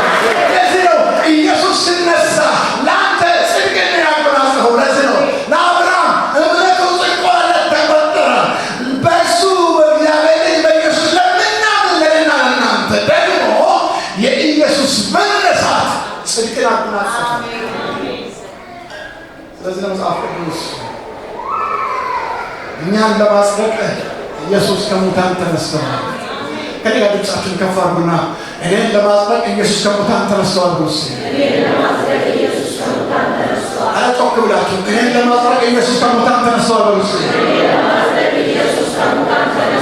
ቃሉ ስራ ኃይል ባመንክ ጊዜ ለአብርሃም ጽድቅ ሆኖ የተቆጠረው ለአንተም ባመንክ ጊዜ ኢየሱስ ሞተዋል ተነስተዋልና ያ ለአንተ ጽድቅ ሆኖ ይቆጠርልሃል። በጣም የሚገርማችሁ የኢየሱስ ክርስቶስ ትንሣኤ በሁለተኛ ደረጃ የራሱን እውነተኝነት ያረጋግጣል። የማንን? የራሱን። የማንን? እስቲ ኢየሱስ እውነተኛ ነው። ድገሙ እስቲ። በምድር ላይ ያሉ የሃይማኖት መሪዎች ሁሉ ውሸተኞች ናቸው። ኢየሱስ ብቻ ነው እውነተኛ። እንዴት ብትሉ እሞታለሁ ብሎ ሞተ። እውነተኛ አይደለም። እነሳለሁ ብሎ እውነተኛ አይደለም። ማንም ሰው እንደዚህ ብሎ አያውቅም። እሱ ብቻ ነው። ማመን እንደዚህ ብሎ አያውቅም። የቡድሂዝም እምነት መሪ እንደዚህ ብሎ አያውቅም። የህንዱ መሪ እንደዚህ ብሎ አያውቅም። ግን ብዙ ተከታዮች አሏቸው። ተከታዮቻቸውን ለማስከተል ሲፈልጉ ወይ ጦር መሳሪያ ወይ ገንዘብን ተጠቅመው ይሆናል። ያለ ጦር መሳሪያ ያለ ገንዘብ ዓለምን በፍቅር የማረከው እሱ ብቻ ነው። አረ የኛ ጌታ ብቻ። ማን ነው እዚህ ያለው በገንዘብ የተማረከ? ማን ነው እዚህ ያለው በጦር መሳሪያ የተገደደ? ማን ነው እዚህ? ነገር ግን የማረከን አንድ ነገር ነው። በቃሉ መስቀል ላይ የሰራው ያ ፍቅር ነው። ለፍቅሩ ምላሽ ቢሆንልን አጨብጭበን ክብር እናመጣለን። እሱ ክብር ይሁንልን። ለፍቅሩ ምላሽ ቢሆን ያለ ጦር መሳሪያ ያለ ገንዘብ ዓለምን የማረከው እሱ ብቻ ነው። ስለዚህ የእሱን እርግጠኝነት የእሱን እውነተኝነት ለማረጋገጥ ነው ኢየሱስ ተነሳ። ተናግሮ የሚፈጽም ተናግሮ አድራጊ እንደሆነ ያዩ ዘንድ ኢየሱስ ተነሳ። ለዚህ ነው መጽሐፍ ቅዱሳችን ስለ እርግጠኝነቱ ሲናገር በተለይ አሁን ባነበብነው በሉቃስ ወንጌል ምዕራፍ 24 ቁጥር 39 ላይ ያለው ቃል ሁላችሁ ከሌላ ክፈቱልኝ። ሉቃስ ወንጌል ምዕራፍ 24 ቁጥር 39 ክፈት መጽሐፍ ቅዱሳችሁን አንዴ።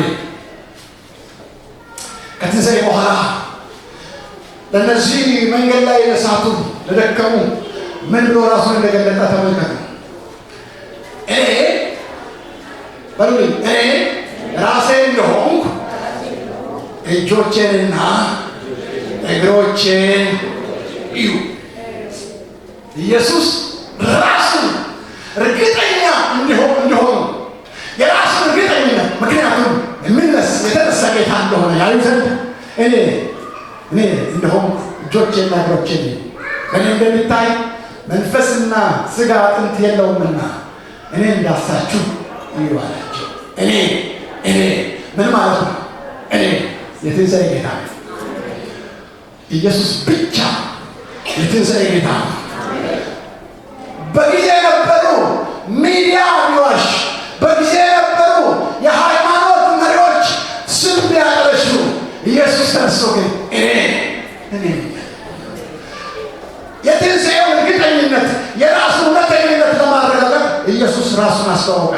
በጣም የሚገርማችሁ የኢየሱስ መነሳት የእሱን እውነተኝነት ብቻ ሳይሆን በሶስተኛ ደረጃ የኢየሱስ ትንሣኤ የአማኞችን ተስፋ ያረጋግጣል።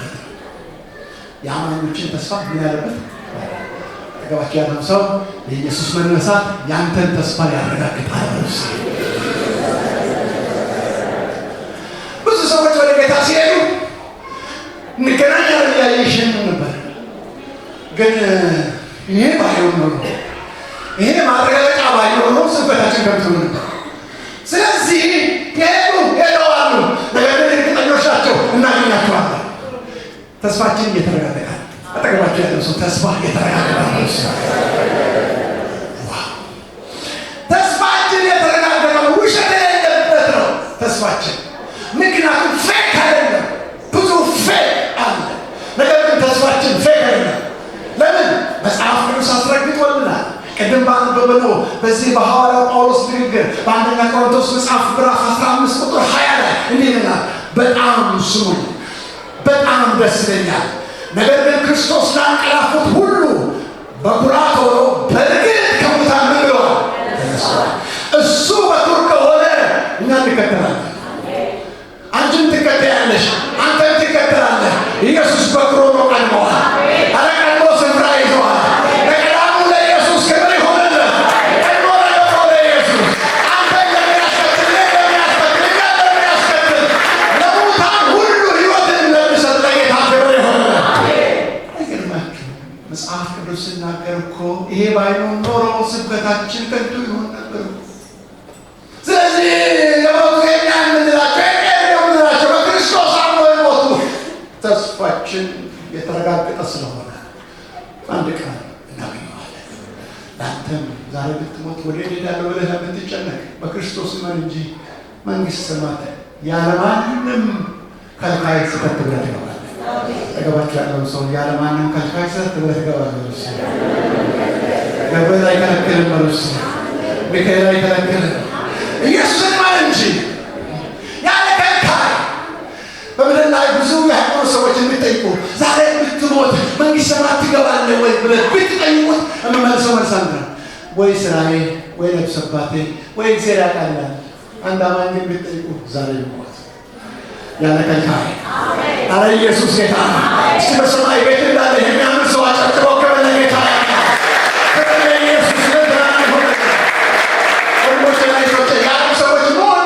ይሆናል። ምንም የማናውቃት ወይ አልተማርናት ወይ ቆጥሮናል። ነገር ግን እንደኛ ብልጥ የለም። በምድር ቁጭ ብለን በሰማይ ቤት የምንሰራ ተቀማቸው ነው። ሰለካተ እንዳንተ ብልጥ የለም። በሉስ በምድር ቁጭ ብለን በሰማይ ቤት የምንሰራ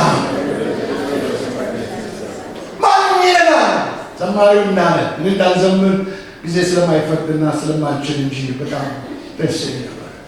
ግን ወንዶች ይሉናል። ግን ወንዶች ተደሰ አረ እንደኔ ብልጥ የለም። ተባቻለ ሰው ቢቀር እንዳንተ ብልጥ የለም። ተባቻ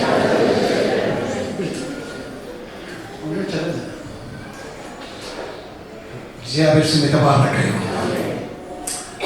የተረጋገጠ ተስፋ አለን። የሙታን በኩር የሆነው ኢየሱስ ሲነሳ ለምን ተስፋ ይዞ ነው የተነሳው? ይህን ተስፋ ነው።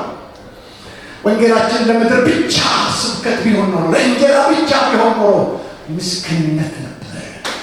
ተስፋ አለኝ። ለዘላለም ከጌታ ጋር እኖራለሁ። አረ ሺህ ዓመት ይጠብቀኛል። እሱ ምድር ዘላለም ይጠብቀኛል። አረ ክብር ለጌታ ለኢየሱስ ይሁን። ይሄ ነው ምስጢሩ። ይሄ ነው ክርስትና። ትንሣኤ ነው ምስጢሩ። በጣም ይገርመኛል። ትንሣኤ ለእኔ ነው። አጠገባችሁ ያለው ሰው የክርስቶስ ትንሣኤ ለአንተ ነው በላቸው። የክርስቶስ ትንሣኤ ለማን ነው? መጽሐፍ ቅዱስ ከሚያስተምረው እውነት አንድ ነገር ላንሳና ስብከትን ይጠቅል።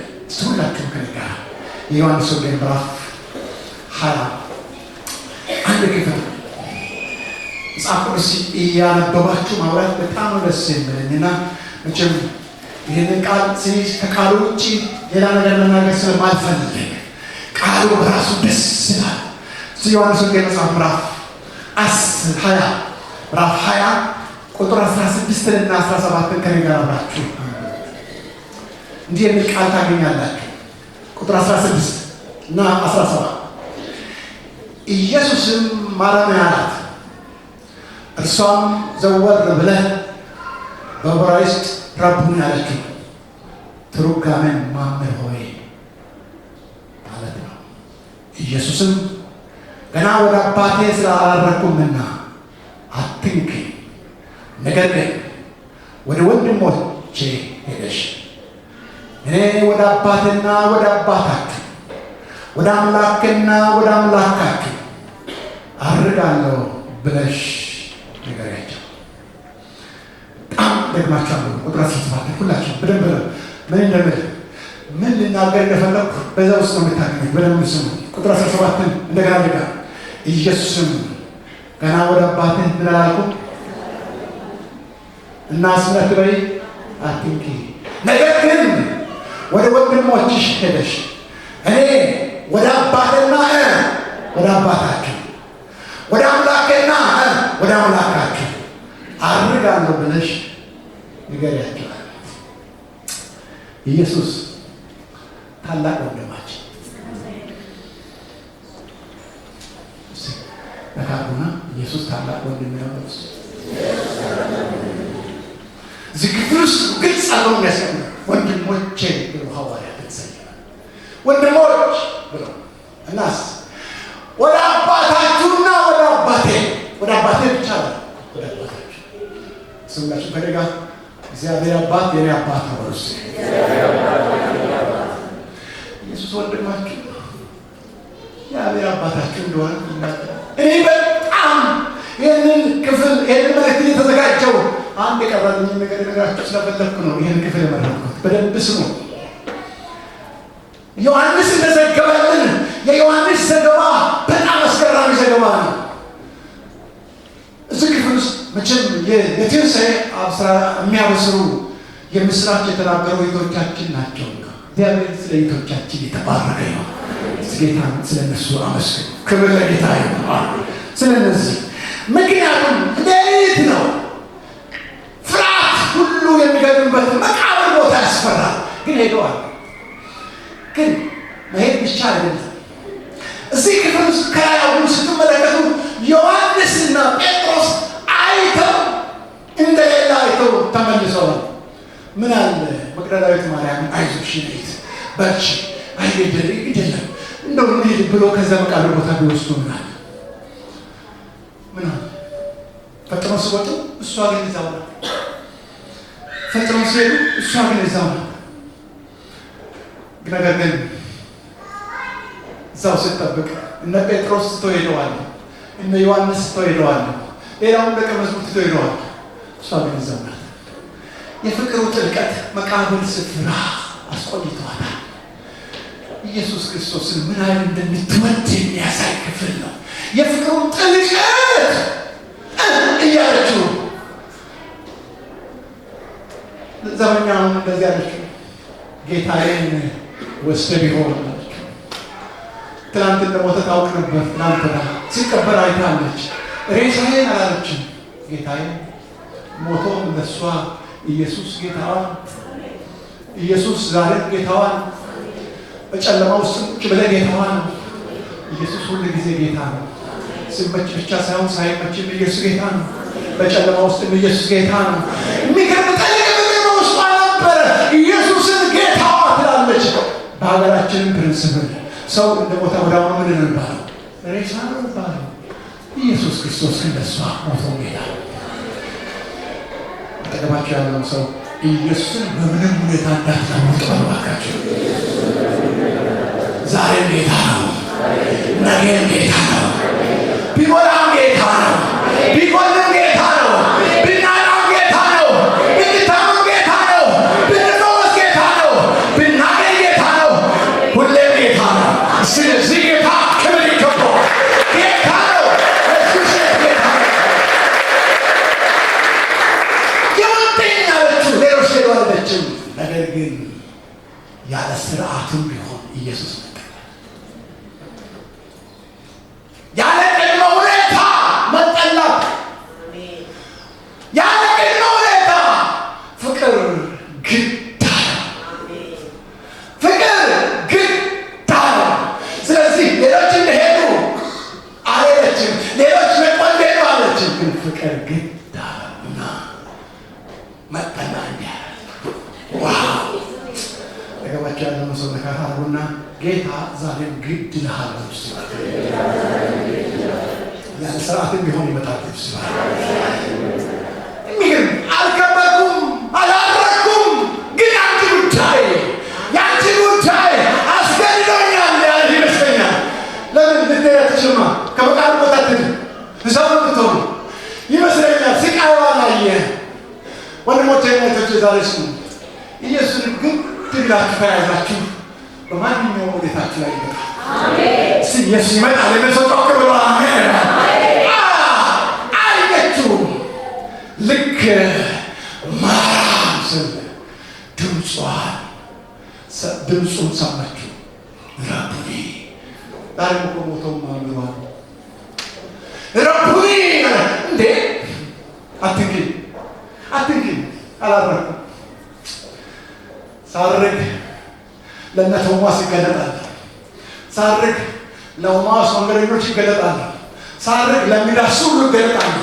ሳላርግ ናች ይገለጣል። አይገርማችሁ የጌታ ፍቅር! ኧረ ኢየሱስ ያድናል። ዛሬ ሌላ ፍቅር አልተለወጠም። ዛሬ የሙጥኝ ያለ ሰው ያገኘዋል። ያለው ሰው ኢየሱስ የሙጥኝ ካለ ታገኘዋለህ። የሙጥኝ ደስ ይለኛል። የዚህ ትጋት የመጨረሻ ጥልቅ ፍቅሯ በጣም ይገርምኛል።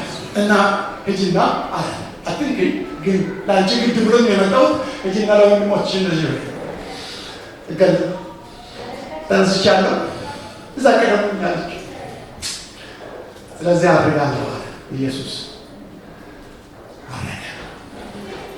ለምን አረገ? ተቀባቻ ነው ሰው ለካታሩና ለምን እንዳረገ ስማ ባሉስ በዚህ ሶስተኛ ደረጃችን ደረጃ 1 ሞተ ነው ያልኳችሁ። ደረጃ 2 ተነሳ ነው ያልኳችሁ። ደረጃ 3 አረገ። አራተኛውን ስለ ምጽአቱ ሌላ ጊዜ ይሰብካል። ግን ይሄ ማድረግ ዛሬ የምንሰማ ዜና ነው። ለምንድን ነው ኢየሱስ ያደረገው? 2 ምክንያቶች ላሳያችሁ በትንሽ ደቂቃዎች ውስጥ በደንብ ስሙ። አንደኛ ለምን አደረገ ብትሉ የመጀመሪያው መታዘዙንና የመዳን ተልእኮውን ስለፈጸመ ይከብር ዘንድ ኢየሱስ አደረገ። ዛሬ ኢየሱስ ከብረዋል። መታዘዙን ፈጽሞ የማዳን ስራውን ፈጽሞ ቅድም ስንሰማ እንደነበረ በቀራንዮ መስቀል ላይ ተፈጸመ ብሎ ጨርሶ ዛሬ በአብ ቀኝ እሱ ከብረዋል። ኢየሱስ የከበረ ጌታ ነው። ደግም ላይ ዋረድ፣ ደግም ላይ ተፋ፣ ደግም ላይ ወጋ፣ ደግም ላይ ቆስል ኢየሱስ ከብረዋል። ዛሬ በአብ ቀኝ ከብረዋል። ክብር ለእሱ ይሁን። ዛሬ ለዘላለም ክብር ይሁን። ኢየሱስ ከብረዋል። ለክብር የከበረው ዛሬ በአብ ቀኝ ቁጭ ብለዋል። ይህንን ጉባኤ ይሰማል። ይህንን ጉባኤ ያያል። አቤት አምልኳችን ያያል። እሱ በዙፋኑ ቁጭ ብሎ አምልኳችን ይቀበል። እስቲ ልታችሁ ጭብጨባችሁ እነሱ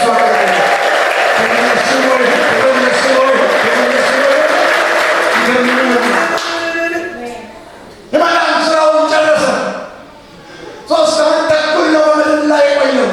ነገር ግን መስራት የሚገባውን በ3 ዓመት ተኩል ላይ ጨረሰውና እንደውም በጸሎቱ እንዲህ አለ። በዮሐንስ ወንጌል መጽሐፍ ምዕራፍ 17 ቁጥር 4 እና 5 ላይ ሁላችሁም እንደምታውቁ ጌታችን ራሱ ሲጸልይ ምን አለ? በጣም የሚገርም እኔ ላደርገው የሰጠኝን ስራ ፈጽሜ በምድር ላደረግ አከበርኩ። አሁን አባቴ ሆይ ዓለም ሳይፈጠር ባንተ ዘንድ በነበረኝ ክብር በራስ ዘንድ ምን በለኝ አክብረኝ። ኢየሱስ የከበረው ለአንተ ነው። ኢየሱስ የከበረው ለአንቺ ነው። ኢየሱስ ዛሬ በአብ ዘንድ ከብሮ ያለው ለአንተ ነው፣ ለእኔ ነው። ክብር ለጌታ ለኢየሱስ።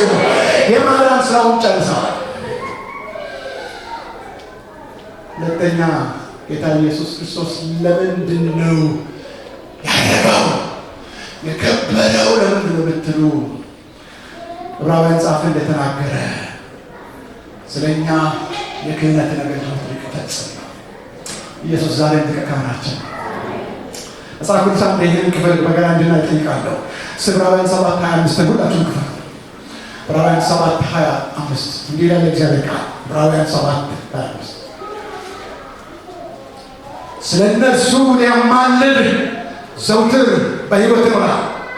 ስለዚህ ደግሞ በእርሱ ወደ እግዚአብሔር የሚመጡትን ፈጽሞ ምን ሊያደርጋቸው ሊያድናቸው ነው ይላል።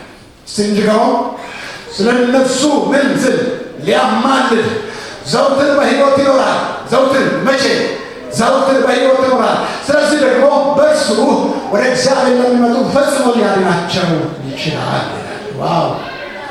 ዘውትር በሕይወት ያለው ኢየሱስ ዛሬ በሕይወት አለ። ስላንቺ አማላጄ ነው ጌታ። እስከ ነገ ድምፃችሁን ከፍ አድርጉና ኢየሱስ አማላጄ ነው ሙስ ኢየሱስ አማላጄ ነው ይገሙስ ኢየሱስ አማላጄ ነው። መጽሐፍ ቅዱስ ምንም ማስረጃ የሌላቸው ብዙ አማላጆች በእኛ ጆሮ ሲነገር ኖረዋል።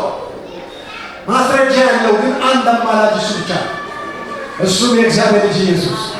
ሳም ሰው ጮክ ብሎ አማላጄ ይመስ ይገሙስ በሕይወት ነው ብሎ እነዛ የሞቱ ሊያማልዱ የማይችሉ አይደሉም። ግን ይሄኛው አማላጅ ያደረገበትን ሁኔታ ዕብራውያን ጻፊ እዚሁ ዕብራውያን 4:14 ላይ ቅድም ወንድሜ ሲናገር እንደነበረ ዕብራውያን 4:14 ላይ እንግዲህ በሰማይ ከፍ ያለ ወይም ያረገ ይለዋል መጽሐፍ ቅዱሳችን ትልቅ ሊቀ ካህናት የእግዚአብሔር ልጅ ኢየሱስ ስላለን ጸንተን በእምነታችን እንበል እንቁም። ለካስ ጸንተን እንቆም አውቀኝ ይማልዳል። ዛሬም በሕይወት ሆኖ ስላንተ ያማልዳል። አማላጅ አለ። ተጠቀማችሁ ያለው ሰው አማላጅ አለ። በስ ሌላ አማላጅ ያስፈልገን ነው። በቀጥታ አስገራሚ ነገር ነው። ነገራችሁ ስሙ። በዚህ ዘመን ብዙ በእግዚአብሔር ልጅ በኢየሱስ ክርስቶስና በእግዚአብሔር መካከል የሚገቡ በስም የሚጠሩ አሉ። እኔ ካልጸለይኩ፣ እኔ ካላደረግኩ፣ እኔ እንደዚህ ካላደረግኩ የሚሉ ነገር ግን ያለ ከልካይ ቀጥታ እንድናገኝ አንዳንድ እሱም ያም የነገሥታት ንጉሥ የጌቶች ጌታ ሞትን ድል አድርጎ የተነሳው የይሁዳ አንበሳ የእኔና የእናንተ አማላጅ ነው። እሱ ለዘላለም ክብር ይሆንልን። ኧረ ኢየሱስ ክብር ይገባዋል። ሰጠቅባችሁ ክብር ለጌታ ለኢየሱስ። ስለዚህ ኢየሱስ የሞተው ስላንተ ነው። ኢየሱስ የተነሳው ስላንተ ነው። ኢየሱስ ያደረገው ስላንተ ነው። የሚመጣው ስላንተ ነው። ለማንም አይደለም። ሊወስደን ከምን ዓለማዊ የተናወጠች ነው። ግራ ተጋብታለች። የመጨረሻ ፍሽካ እየተነፋ ጥፋት እንዴት ያገኛል እየተባለ ነው። ነገር ግን ከጥፋት ሊያስመልጥ የክብር ጌታ ኢየሱስ በክብር ይመጣል። ማራናታ ኢየሱስ ይመጣል። ክብር ለመንፈስ ቅዱስ ለዘላለም ይሆንልን። ለሰማነው ቃል ቆመን ክብር እንሰጣለን። ለሰማነው ቃል ክብር እንሰጣለን። ቆመን በጭብጨባዎቻችን ክብር እንሰጣለን። በእልልታዎቻችን ክብር እንሰጣለን። በአንደበታችን ክብር እንሰጣለን። ለሰማነው ቃል ክብር ይሁን፣ ክብር ይሁን፣ ክብር ይሁን። ኢየሱስ ክርስቶስ ጌታ። እስቲ አንድ ሰው አሜን። አንድ ሰው ጮክ ብሎ አሜን። ኢየሱስ ይመጣል። ማራናታ። እስኪ ቀጆቻችሁ ወደ ጌታ አንሱ። ሃሌሉያ። ኢየሱስ የሞተው ለአንተ ነው። ኢየሱስ የተነሳው ለአንተ ነው። የሚመጣው ለአንተ ነው። ያደረገው ለአንተ ነው። ምናልባት ዛሬ በዚህ ሰዓት በጸሎት ውስጥ ሆናችሁ አንድ ነገር አስቡ። ይህ እውነት እስከ ዛሬ በዚህ መልክ በርቷችሁ ከሆነ ገብቷችሁ ከሆነ የትንሣኤ ምስጢር ሁሉ ነገር የጌታ ስራ ለኔ ነው ብላችሁ ካመናችሁ አንድ ቃል ኪዳን ግቡ በእግዚአብሔር ፊት። እጆቻችሁን ወደ ጌታ አንሱና ለሚጸልዩ ጸሎት ከኔ በኋላ አብራችሁ ጸልዩ። ደስ እያላችሁ በእውነት እግዚአብሔር ቃል እውነት ስለሆነ የተነጋገርነው እግዚአብሔር ቃል ነው። እጆቻችሁን ወደ ጌታ አንሱ። ከኔ ጋር ይሄንን ጸሎት በቃል ኪዳን መልክ ጸልዩ። እግዚአብሔር አምላክ ሆይ በሉ እስቲ አመሰግናለሁ።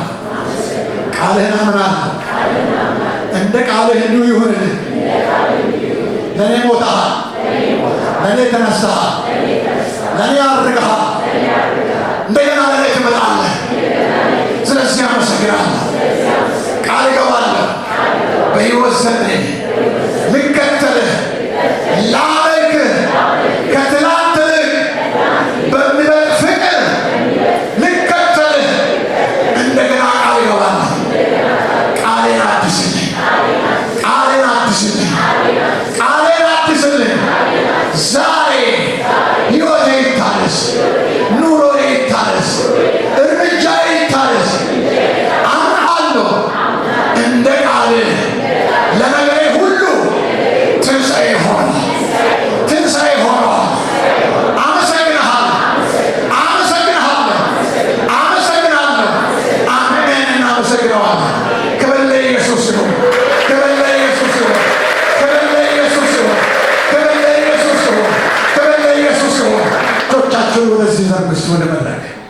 በሰማይ አምላክ በእግዚአብሔር ፊት አንድ ጸሎት ጸልያለሁ። ይሄ የትንሣኤ መንፈስ እየተከተላችሁ በዘመናችሁ ሁሉ አንድ ነገር እንዲያደርግ ጸልያለሁ። እጆቻችሁን ወደ ምድር ዘርጉ። ማቶስ ሶፓላ ቦዲያ ማሳታ ጀለቦራ ባላባዲያ ሞሶንቶሮ ቦዲያ በእነዚህ እጆች ላይ ጌታ ሆይ አንድ ነገር እለምንሃለሁ። እጆቻቸው ላይ ያ ኢየሱስ ክርስቶስን ከሙታን ያስነሳው የትንሣኤ መንፈስ ይለቀቅ። የመንፈስ ቅዱስ ክብር ይምጣ። የመንፈስ ቅዱስ ኃይል ይምጣ። እጆቻቸው ዛሬ በተአምራት ይሞሉ፣ በኃይልህ ይቀቡ። በእነዚህ እጆች ላይ የክብር ቅባት ይለቀቅ፣ የድል ቅባት ይለቀቅ። የአሸናፊነት መንፈስ ሲጎበ እጆቻቸው በቤታቸው እንዲለማመዱ፣ በኑሯቸው እንዲለማመዱ፣ የትንሣኤን ሕይወት እንዲለማመዱ የሚያግዝ የእግዚአብሔር ክብር በላቸው ላይ ይሆን፣ በላቸው ላይ ይሆን። እነሆ በጌታ በኢየሱስ ስም ብላችሁ እጆቻችሁን በግንባራችሁ ላይ ጫኑ። የትንሣኤ መንፈስ በኔ ላይ ይፍሰስ እያላችሁ ጸልዩ። በዚህ ሰዓት 2 ደቂቃ እንጸልያለን። እጆቻችሁን በአናት ራሳችሁ ላይ እንደጫናችሁ። ሃሌሉያ! ጌታ መንፈስ ቅዱስ ሃሌሉያ! የእግዚአብሔር መንፈስ፣ የልዑል መንፈስ፣ የጌታ መንፈስ፣ የጌታ መንፈስ፣ የጌታ መንፈስ፣ የጌታ መንፈስ ዣላቦዲያማስ የጌታ መንፈስ ጸልዩ። በዚህ ሰዓት ሁሉ ሰው ጸልያል። የትንሣኤ መንፈስ በኔ ላይ፣ የትንሣኤ መንፈስ በኔ ላይ፣ ያ የኃይል መንፈስ በኔ ይሁን። በዚህ ሰዓት ነገርሽን የሚቀይረው ያ የትንሣኤ ኃይል ነው። ኢየሱስ ክርስቶስን ከሙታን ያስነሳው ያ የኃይል መንፈስ በላይ ላይ ይሆን። ያ የኃይል መንፈስ በኑሮ ላይ ይሆን። ዛሬ በዚህ ሰዓት በላችሁ ላይ ይሆን። እጆቻችሁን እንደጣላችሁ ጸልዩ። በዚህ ሰዓት ሃሌሉያ! አንድ ነገር እንደሚሆን አምናለሁ። በሕይወታችሁ ላይ የተለየ ነገር ይሆናል። የተለየ ነገር ይሆናል። የተለየ ነገር ይሆናል። እንግዳ ነገር በሕይወታችሁ ላይ ይሆናል። ኃይል ይሁን በዚህ ሰዓት፣ ኃይል ይሁን በዚህ ሰዓት። እጆቻቸውን በግንባራቸው ላይ በጫኑ ሰዎች ላይ በጌታ በኢየሱስ ስም እግዚአብሔር ኃይል ይለፍ በዚህ ሰዓት፣ ኃይል ይለፍ በዚህ ሰዓት፣ ኃይል ይለፍ በዚህ ሰዓት። ዣጋቶራ ማዲያና ሞሳታ ኤላቦራ ማዲያና ሞሳ የትንሣኤ ኃይል፣ የትንሣኤ ኃይል፣ የትንሣኤ ኃይል ኢየሱስን ከሙታን ያስነሳው ያ ኃይል፣ ኢየሱስን ከሙታን ያስነሳው ያ ኃይል፣ የክብር መንፈስ፣ የኃይል መንፈስ በላችሁ ላይ ይሆን በዚህ ሰዓት። ለጥያቄዎቻችሁ ሁሉ መልስ የሚያመጣ ለዘመናት ጥያቄዎቻችሁ መልስ የሚያደርግ የእግዚአብሔር ኃይል፣ የእግዚአብሔር ኃይል፣ የትንሣኤ ኃይል፣ የክብር መንፈስ ሃሌሉያ! ጂላቦራ ባላማካቶሳ ኤቤጋቶራ ባላማየናማሳ ጄላቦራ ባላማሳ የትንሣኤ ኃይል በላችሁ ላይ ይሆናል። የትንሣኤ ኃይል፣ የእግዚአብሔር ክብር መንፈስ፣ የትንሣኤ ኃይል ኢየሱስን ከሙታን ያስነሳው ያ የትንሣኤ ኃይል የዘመናት ጥያቄሽን ይፍታው። የዘመናት ጥያቄ ይፈታል። ቀንበር ይሰበር ዛሬ፣ ቀንበር ይሰበር ዛሬ፣ ቀንበር ይሰበር ዛሬ፣ ቀንበር ይሰበር ዛሬ። ጄላማዲያማሳ ጸልዩ፣ ጸልዩ፣ ጸልዩ፣ ጸልዩ። ዝም ብላችሁ ጸልዩ። በሕይወታችሁ ላይ መሰበር ያለበት ቀንበር ይሰበራል። መነገር ያለበት ነገር ይነገራል። ሃይቱሳ የቤጂና የትንሣኤ ኃይል፣ የትንሣኤ ኃይል፣ የትንሣኤ ኃይል፣ የትንሣኤ ኃይል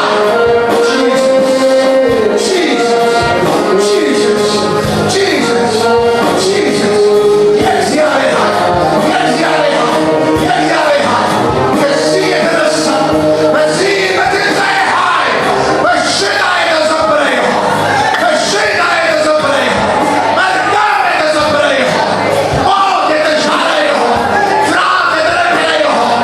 በኢየሱስ ስም፣ በኢየሱስ ስም በትንሣኤ ኃይል ጂሰስ ጂሰስ ጂሰስ ኢየሱስ ኢየሱስ ኢየሱስ ኧረ ኢየሱስ